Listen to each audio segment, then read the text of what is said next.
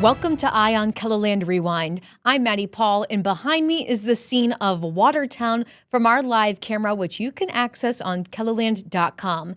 We have a lot of stories to share today, so let's get started with our very first story. Lauren Solik takes us to a store in Worthington, Minnesota that's full of products straight from the prairie. On the corner of 10th Street in downtown Worthington, Minnesota, you'll find a local family-owned leather goods store.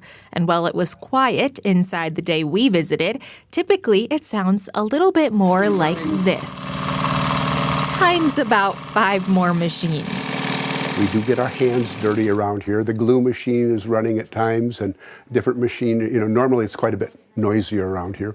That's because here at the Buffalo Billfold Company, every single leather product is made in-house, from the cutting to the thinning and the sewing. Our store itself is more like a working leather gallery. Bill and Lori Kettle started this company in 1972.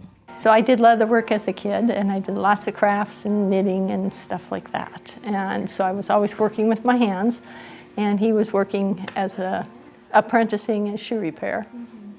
We met, and we just started doing stuff, and because he has access to leather and equipment, and the owner of that business was kind enough to let us just hang out in the evenings and play around. So that's how it started. They started out small, making belts and wallets from cowhide. However, eventually, a friend suggested they try out bison leather, and the rest is history. It's such an amazing animal, the buffalo. The hide, the way we've developed, it's our recipe for tanning. And it's just beautiful. And the way it feels, the way it behaves, it ages with you. Each wallet, purse, belt, and bag came mostly from bison in North and South Dakota. And while this type of leather is known for being fairly tough, the Kettles have worked with tanneries across the U.S. to develop a formula just right for their products. When we tan the leather, we like the buffalo leather to be, when we tan it, to feel like deerskin. But we don't like it to stretch like deerskin. So in our tanning process, it's called toggling the leather. We take the stretch out of it so it'll hold its shape better. The leather itself, what we do, because of my shoe repair background, I'm familiar with people's anguish when things fall apart prematurely. And we hope our product doesn't do that. Though they started out just the 2 of them in this store, the Kettles now have a staff of around 13 people who have started taking over the reins of the day-to-day work, like Elizabeth Endress, who is the manager of the Buffalo Billfold Company. It is a small business. I mean, we ship out a lot to other countries as well, and for a small business, it's quite impressive what Bill and Lori have put together here. And for Bill, he says the last 53 years have been a gratifying trip. It's fun coming to work every day. I try not to, I'm supposed to be a little bit more retired, but I'd be a menace to humanity if I retired, So you'll still find Bill amongst the leather in the shop, promoting a product and ideal that means a lot to him. We pride ourselves in the ideal of American manufacturing. Pretty much everything that we make, that we produce, is made entirely in the United States. We don't import anything. And it's fun to see that people recognize that over the years. I still enjoy the American craftsman ideal. And still to come, we take a look at how scammers could use artificial intelligence to their advantage. And there is more history in Clear Lake, South Dakota than what meets the eye. We'll explain more when we come back after the break. Stay with us for more Eye on KELOLAND Rewind.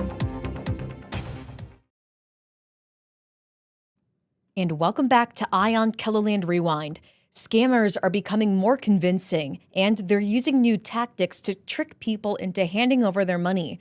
Carly Phillips tells us why artificial intelligence could be the next tool they use. Scammers are known for their deceptive methods, often convincing their victims into believing something that isn't true. Now experts are warning people about their newest approach, using AI to make these scams seem even more realistic. We are seeing an increase reported to BBB Scam Tracker across the country.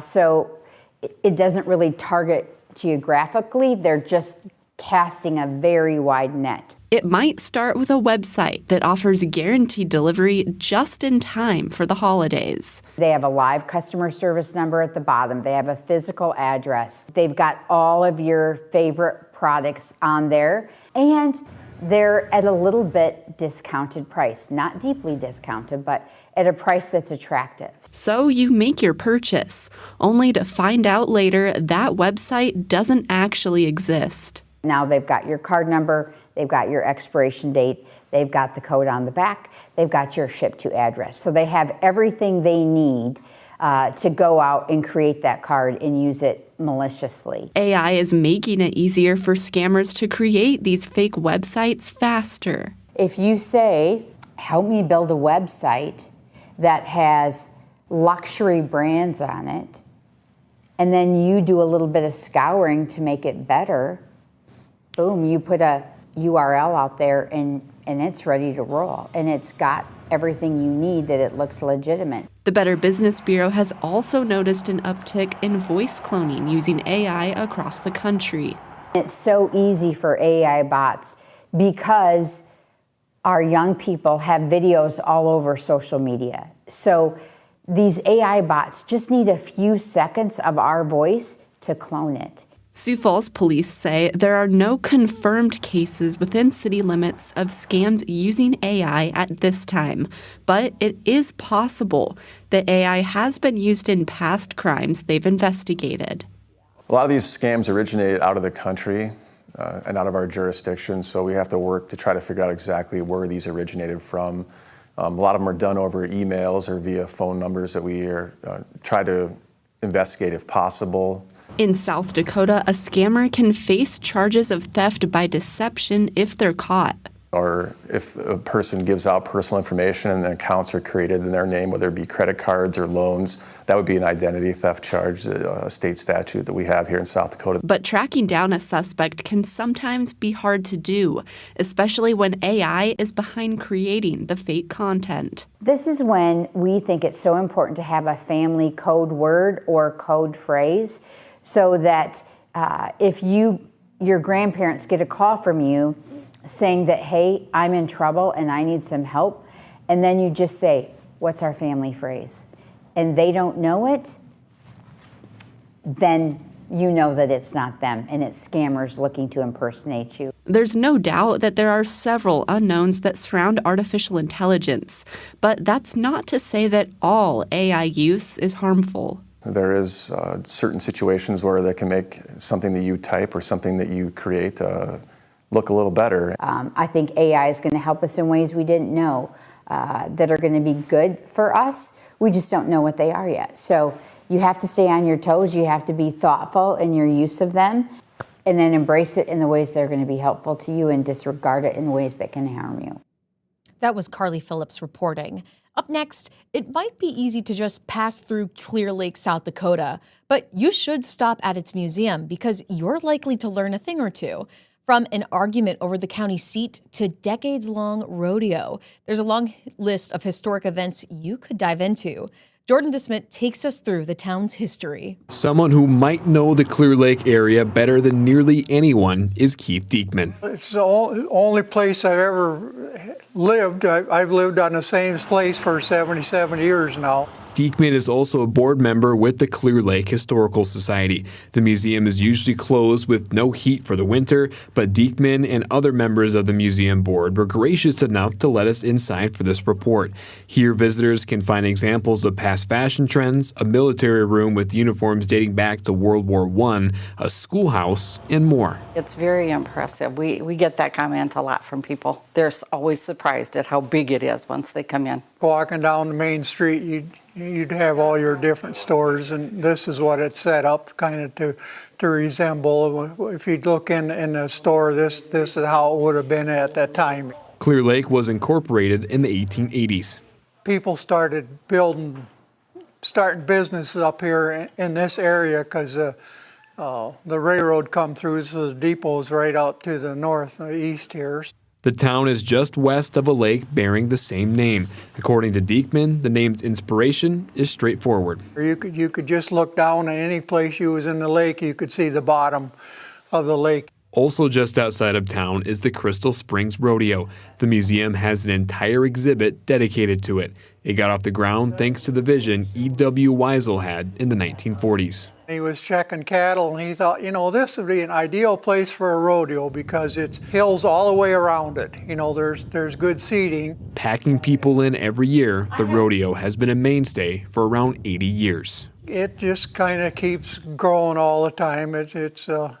And we have to thank the outside people coming here because there's people I know from Minnesota and they've only missed a couple rodeos in their lifetime. Another staple of Clear Lake is the Dual County Courthouse, which is right behind me. How it ended up in Clear Lake is actually an interesting story.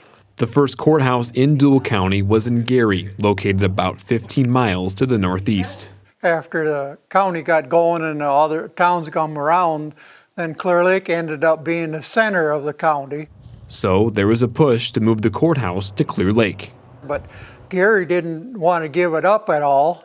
However, after years of back and forth, Gary would eventually lose the fight. A vote in 1890 made it official.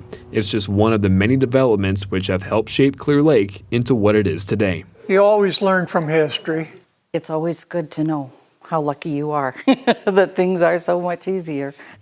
More stories coming up next after the break. And welcome back to Eye on KELOLAND Rewind. In the bustling entryway of the Hy-Vee grocery store on East 10th Street, the familiar sound of a handbell ringing was once again part of the holiday season this year, thanks to a local married couple. Tom Hansen reports. This afternoon, Rhonda and Bill Forshey stand outside the store greeting shoppers with smiles, holiday wishes, and the gentle dinging of their bells. You look like a Vikings fan. I'm afraid so. Thank you so much. You have a Merry Christmas.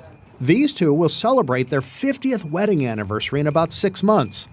Rhonda is outgoing. Hi, how are you today? Good. How are you? Just fine, thanks. Bill, a former truck driver, is the quiet one. But there's something about bell ringing that helps him overcome his shyness. You have a good afternoon. For them, it's more than a seasonal tradition. It's a way to give back and help neighbors in need. Merry Christmas. We think the Salvation Army is a wonderful organization. They help a lot of people, and it's just our way of helping out. On this day, Rhonda and Bill, both retired, are volunteering for a 2-hour shift at Hy-Vee. We have a little time on our hands, and it's something we can kind of do together, and hopefully my husband will take me out for lunch afterwards. The Forshays are experienced bell ringers. Yeah, parking lot's even thinned out a little. Yeah. This is their second time volunteering this season, so they know staying warm is the key to a successful shift. We watch the weather on Kettle, and we just dress accordingly.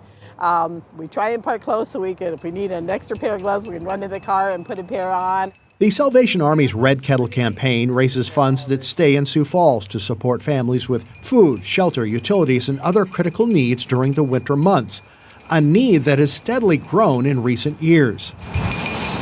Volunteers like the Forshays play a key role in making the campaign successful. The Salvation Army relies on volunteer bell ringers to keep staffing costs down. To have volunteers, it just means that their hearts are in the right places and that they really they like to help the community, and it helps us greatly because for every volunteer we have, we don't have to put a paid ringer out there. So we really appreciate their service.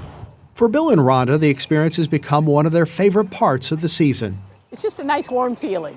You know, maybe they aren't real well-to-do or not, but they want to help somebody else out also, and it's just a good warm feeling. People don't carry cash the way they used to in years past. So how does the Salvation Army cope? If you look closely at the Red Kettle, you'll see a QR code. Scan it, and up pops a very easy-to-read donation page. For Bill and Rhonda, they hope their example inspires others to volunteer a little of their time, whether behind the bell or in other ways. Thank you, ma'am. Merry Christmas. Up next, Summer Roddershot shows us how a community is built up by selfies from one man. Like many people, at the end of 2023, Sam Mooney was trying to come up with a New Year's resolution. I had given that a lot of thought and hadn't come up with anything. So he decided to shift his focus from a resolution to an intention. What could I intentionally do every day for a whole year without breaking it? And then it just popped into my head, like I could take a selfie every day with a different person. And so that's what I did. He started with no one other than his wife, Audrey. He said, sit down here, let's take a picture. And I thought it was just like a New Year's picture. And then he's like, I think I'm going to do this every day. Take a picture. The rules were simple. 1 picture a day with a different person each day. No retakes, and Sam had to already know them.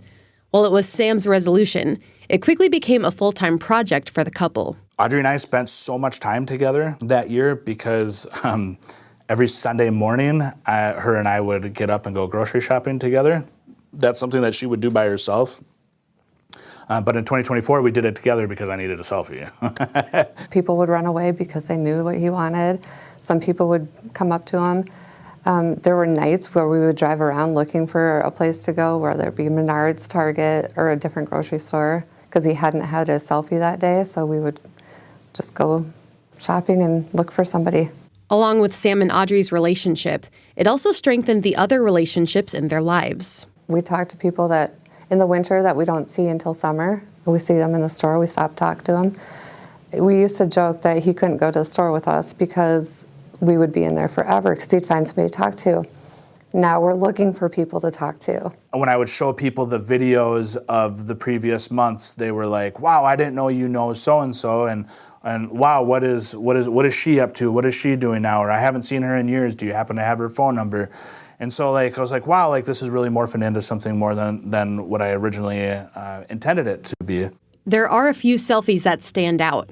While on a trip to Philly, Sam had to contact the 3 people he already knew in town, and one of the selfies cost him a pretty penny. Dave texts me, and he says, I can meet, but it has to be now. And so he gives me his address of where he's at. I took a $45 Uber to Dave. I took the selfie with him. He was so busy, because this is the day before the game. He was so busy, he had zero time for me. So I didn't even get to visit with him. Shook his hand, gave him a hug, took a selfie, got back in the Uber, took a $45 Uber back. So Dave's selfie cost me $90 and almost a heart attack. There's another selfie that sticks out on a day that's extremely special to Sam. April 25th, 2010, it was my first day of sobriety. That book does not happen without that day because I don't have the relationships that I have. This date is the only one that doesn't feature a person. Instead, it's a 4-legged friend. So that day I take off work, I stay home, and all those pictures in that book are all organic. And so I couldn't call somebody and say, come over to my house. And so there was one option, and it was Dudley, the family dog. About halfway through 2024, Sam decided he was going to turn all 367 selfies into a book. I've been telling him to write a book. Not necessarily that book, but he's great with his words. He's a great storyteller, and I knew he would do it. I knew for sure that this book was going to sell 6 copies. That was my goal. I knew for sure it was going to sell 6 because I was going to buy one for me, one for my beautiful bride, and one for each one of my kids. 6 books. I also said all along that tens of people are going to read it. I had no illusions of this thing doing anything super crazy or anything. While he only wrote 100 words or less about each person, the book is a deep reflection of who Sam has been blessed with. I learned that the company that I keep is incredible. I learned that I am a blessed man in that there's a lot of people a lot of relationships that I've built that I lean on and that I often take for granted. I learned that something as silly as taking a quick selfie with someone can either A, make their day, B, make my day. Still to come, giving families a holiday to remember, how the Salvation Army is spreading holiday cheer in the Black Hills. We'll explain more after the break. Stay with us for more Eye on KELOLAND Rewind.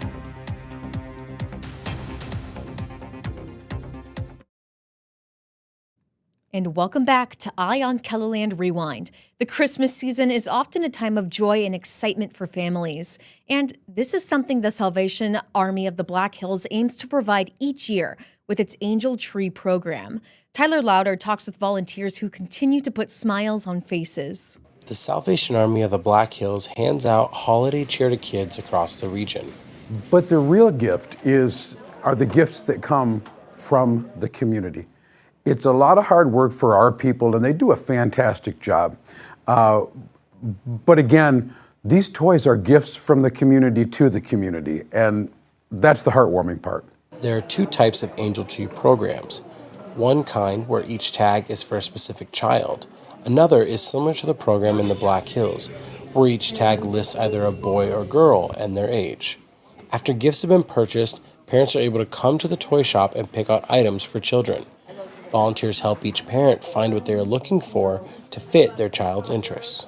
We're able to find out what the kids like, what the kiddos are like as far as personalities, and the adults are excited when they can see that this is something that's specific and really good for their child. They just it's like, oh, there are so many. And then it takes them a little time to choose, and they spend a lot of time just thinking about what would my child like. And so that's, it's really cool that they can do that. And volunteers know where each item is at. The volunteers that know the tables and know what's on the tables, that's a big piece of what we're doing, because we encourage them to strike up conversations with the people that they're shopping with and help glean a little bit about what is your child like, what colors do they like. These programs take help from the entire community. I like the way that it's run, which is one reason I like to do it, because each age group has someone back behind the table to help the parents. They also each have a shopper or someone with them that explains what they, how to do, where to go. This toy shop also provides wrapping paper, books, and more for these parents to put together. We provide clothing, especially the warm clothing. Every child can get some of the caps and the gloves and some of those needs that they all need this time of the year. So that's a big part of it too. The reason it's successful is because it's an ongoing need. And it's because it's something that we put a lot of resource into doing it and doing our best to do it right. That's all the time that we have today for Eye on KELOLAND Rewind. Thank you for watching. And remember, you can find all your Eye on KELOLAND stories online at KELOLAND.com. Until next time, have a great day, everyone.